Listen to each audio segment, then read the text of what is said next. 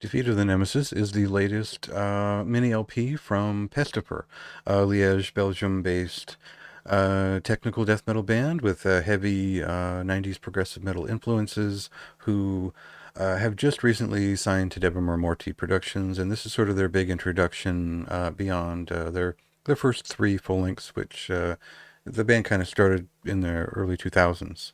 So uh, their sound, you could really just pigeonhole it if you wanted to, but you wouldn't be doing them quite enough justice with their own taste and the sort of journey they've taken from the 90s into through the 2000s, the 2010s until now.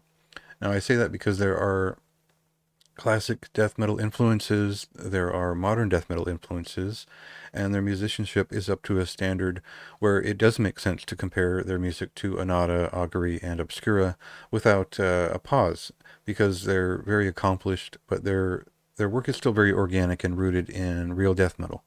Now, they have a variety of influences that have poked into some of the records over time. I think that at one point they really got into Vector. I think at one point maybe one of the guitarists really enjoyed Morbus Kron.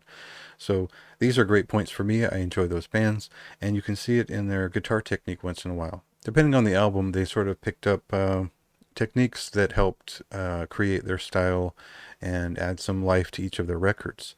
I thought that Expanding Oblivion, their third full length, which I reviewed at the time that it released, was a really strong high point, and I think a lot of people agreed that this was a band that you should notice. They have their own unique style and approach, their own not quite playful, but still always aggressive take on technical death metal that is amorphously old school, in between, and now. So none of it's cheap, all of it is on the attack, and all of it comes with science fiction concepts.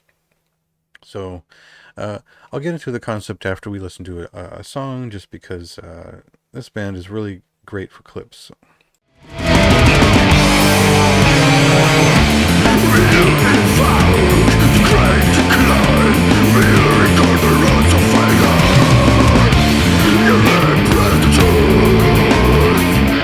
So the general premise of this release is that there are four songs, and one is for each of four colonies at the end of times for Earth in terms of habitable climes.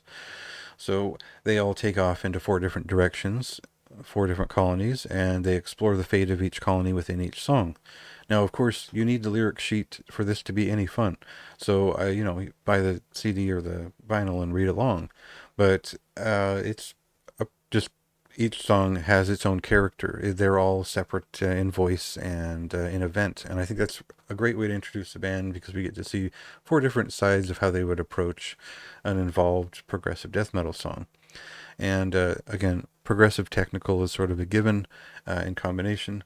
And do you know each song will have its own appeal to the listener in different ways. I think for me, I really like what they did with Astral Agony, the intro that leads into Elysium. Um, Maybe this is a better fate for the colony in question, but despite the agony in the title, uh, it is a little bit more on the atmospheric side to start. It shows some of those sort of Sweven slash Morbus Kron influences there, and I think that the finesse of the song is comes with such ease, and the performances are so strong that it doesn't feel like a puzzle the way that a lot of technical death metal does. It just feels like a showing of finesse that makes sense with the song and the elaborate story they're telling.